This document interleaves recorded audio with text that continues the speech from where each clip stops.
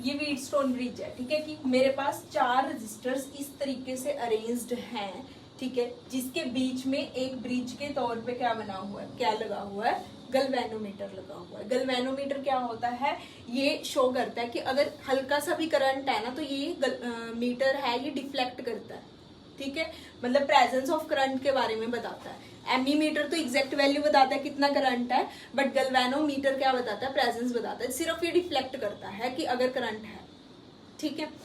तो ऐसे ये मेरे पास 4 रेजिस्टर्स लगे हुए हैं, इसमें हम P और Q को, R और S को क्या बोलते हैं, रेशो आर्म्स बोलते हैं, P Q को R S को, कि ये दोनों आपस में रेशो होएगी इसकी और इन दोनों की आपस में रेशो होएगी, ठीक है। मतलब जैसे हम इसकी डेरिवेशन करेंगे ना तो आंसर निकल के आता है कि P अपॉन Q किसके इक्वल आएगा, R अपॉन S के। काम क्या है इसका कि अगर मेरे को 3 रजिस्टर्स पता है, इसमें से कोई भी 3 पता है, चौथे की वैल्यू नहीं पता, ठीक है, वो वैल्यू निकालने के लिए कौन काम आएगा, व्हीटस्टोन ब्रिज काम आएगा, क्योंकि ये इसका रिजल्ट ये आता है। अब इसमें से देखो P की वैल्यू पता हो, Q की पता हो, R की पता हो, तो S की निकाल लेंगे आराम से, ठीक है, क्योंकि ये रिजल्ट है। P की रेजिस्टेंस अपॉन Q की रेजिस्टेंस इक्वल टू R की रेजिस्टेंस अपॉन S की रेजिस्टेंस। आई बात समझ, आई बात समझ, ठीक है। तो इस चीज को हम प्रूफ करेंगे, वो तो डेरिवेशन हो जाएगी। व्हीटस्टोन ब्रिज में इन दोनों को रेशो आर्म्स बोलेंगे, ये आपस में रेशो आर्म्स है, ये आपस में रेशो आर्म्स है। इस केस के अंदर हम S को अननोन रेजिस्टेंस मान के चल रहे हैं, ये क्या है जिसकी हमने निकाल ली है, अननोन रेजिस्टर, ठीक है। ये एक सर्किट है, एक लूप है।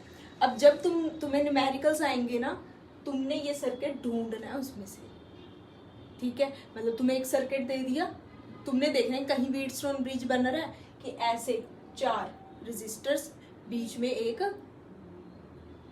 ब्रिज, अगर बन रहा है तो सीधा तुम ये वाला रिजल्ट लगा के आंसर निकाल दोगे। करेंगे प्रैक्टिस उसके न्यूमेरिकल्स पे। तो इस यहाँ पे देखो, ये मेरे पास बैटरी लगी है, सेल लगा है जिसकी EMF E है, ठीक है। यहाँ से हमने सपोज किया कि I करंट जा रहा है। अब जब सर्किट आएंगे ना तो तुम्हें करंट खुद डिवाइड करना सीखना है। तो जहां से आ रहा है उसको मैं I ले लूंगी।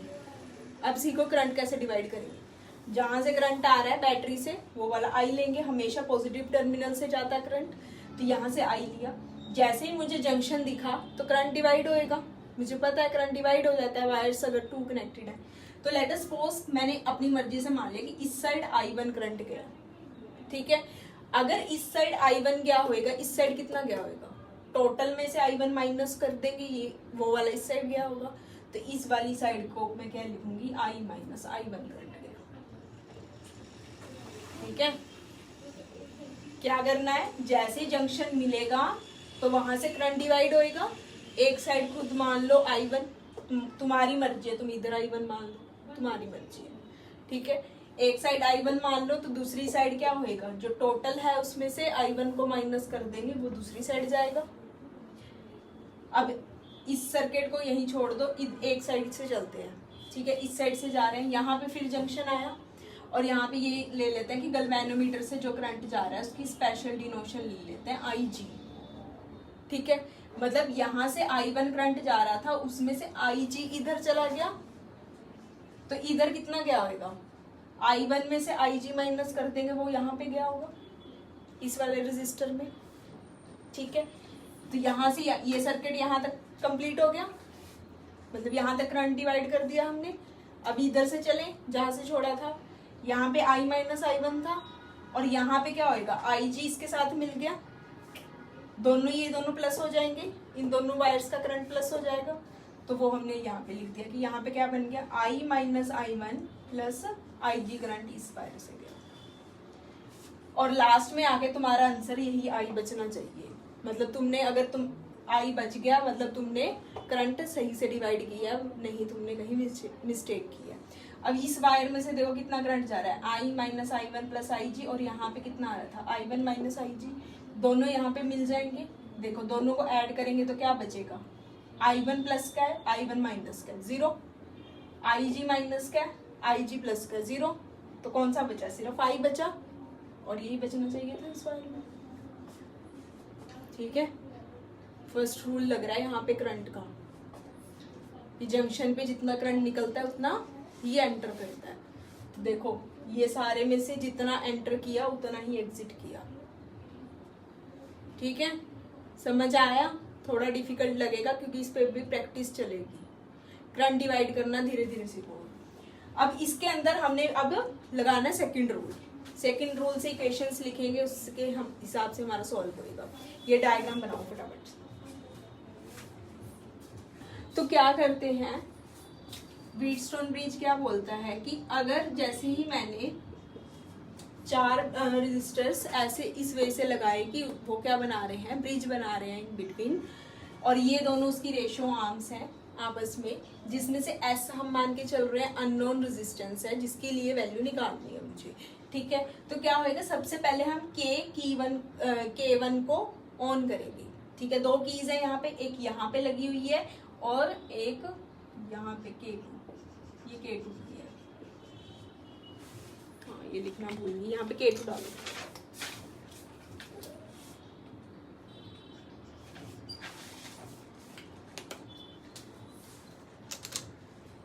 ठीक है, सबसे पहले की K1 ऑन करेंगे, क्योंकि अगर ये ऑन होएगी तभी सर्किट क्या होएगा, क्लोज होएगा, तभी करंट फ्लो करना शुरू होएगा।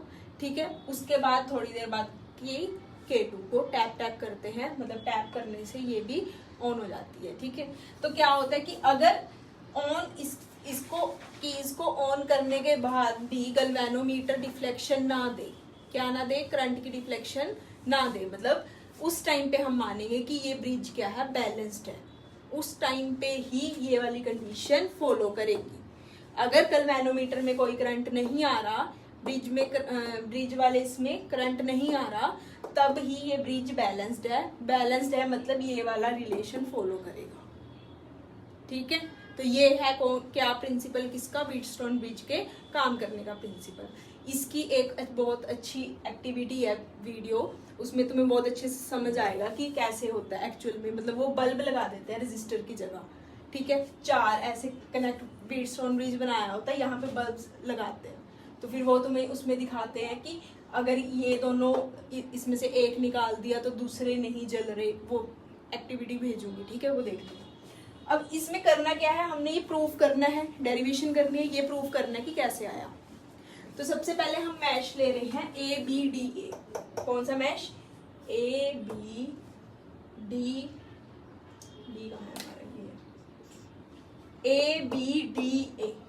ठीक है, बनाए, इसमें सेकंड लो लगाना है। A से गए B में, क्या आया, कौन सा रेजिस्टर आया, P, कौन सा करंट फ्लो किया, I1, तो क्या बनेगा I1 इंटू P। ठीक है, फिर यहां से यहां गए, क्या आया, गैल्वेनोमीटर आया।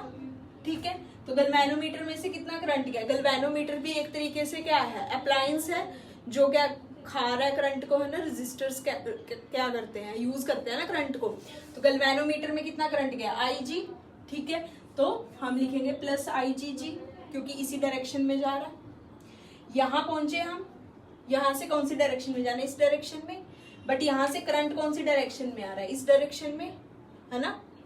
हम तो इधर से चल रहे हैं, बट ये वाला करंट किधर से आ रहा है, इधर से आ रहा है, तो नेगेटिव साइन लेना। नेगेटिव साइन लिया मैंने बाहर, करंट कितना है, I माइनस I1, और रेजिस्टेंस कितनी है, R। फर्स्ट इक्वेशन समझ आई, पक्का।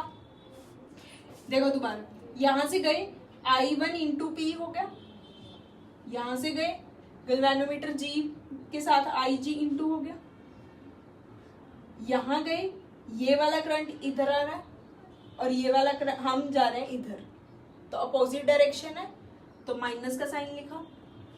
करंट कितना है, I माइनस I1, तो करंट लिख दिया I माइनस I1।